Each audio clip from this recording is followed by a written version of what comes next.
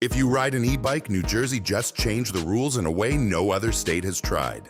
As of July 19th, 2026, riding an e-bike here means carrying a license, a registration, and in some cases, insurance. The same three things you'd need for a car.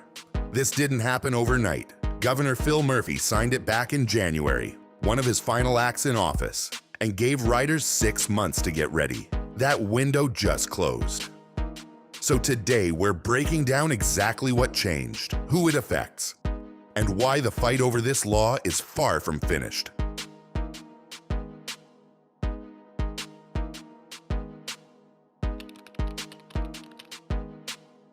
For years, e-bikes across the country have followed the same basic three-class system. Class 1 pedals with you and cuts off at 20 miles an hour. Class 2 adds a throttle but stops at the same speed. Class 3 pushes that assist up to 28. New Jersey just walked away from all of that. The three-class system is gone, replaced by 3 new categories: low-speed electric bicycle, motorized bicycle, and electric motorized bicycle. And here's the part that catches people off guard. It doesn't matter if you're riding a Class 1 that only helps you pedal, or a throttle bike like a rad runner. Both now fall under motor vehicle rules that used to apply only to mopeds and scooters.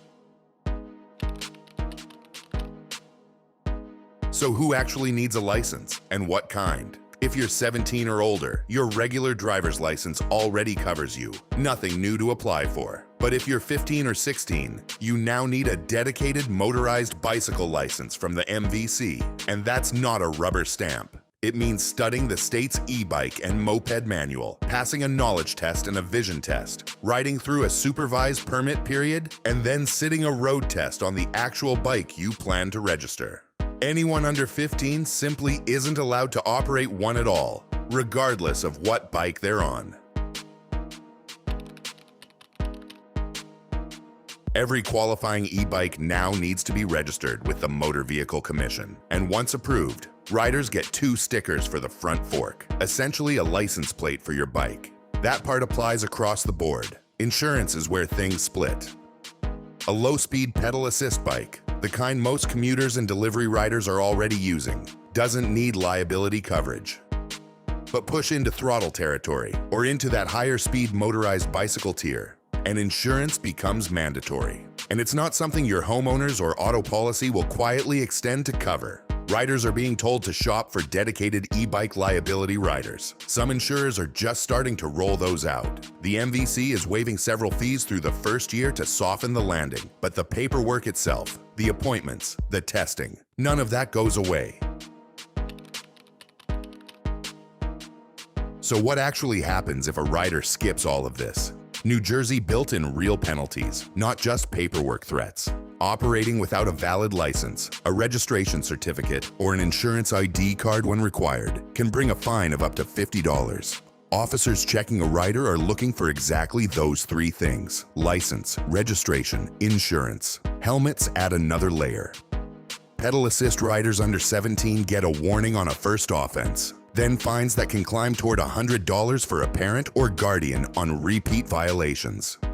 But step into throttle or higher speed territory, and the rules tighten regardless of age. Those bikes fall under the same helmet enforcement as mopeds and motorcycles. None of it is designed to be harsh for its own sake. The state's framing has always been safety first. But for a rider who's been getting around on a pedal assist commuter for years with 0 paperwork, it's a real adjustment. Here's what makes this law genuinely unusual. Most states still lean on that same 3-class federal framework: low speed, throttle, higher speed, and treat e-bikes closer to regular bicycles. No license, no plate, no insurance card required. New Jersey just broke from that entirely, becoming the first state in the country to demand a driver's license, registration, and liability insurance for e-bike riders. That puts it in a category by itself, and it's already sparking a bigger conversation. Safety advocates in other state legislatures are watching closely to see whether crash and injury numbers actually shift here before deciding whether to copy any part of this model. Whether New Jersey ends up as the blueprint other states follow, or the outlier everyone points to as a cautionary tale, probably depends on what the next year of enforcement actually looks like. So where does that leave things right now? The current law is fully in effect. License, registration, and insurance where it applies. All enforceable today. Whether other states follow New Jersey's lead is still an open question, and it's one that'll likely shape how e-bikes get regulated across the country over the next few years. If you're riding in New Jersey or watching to see if your state's next, this is one to keep an eye on. Subscribe so you don't miss it when the next state makes a move.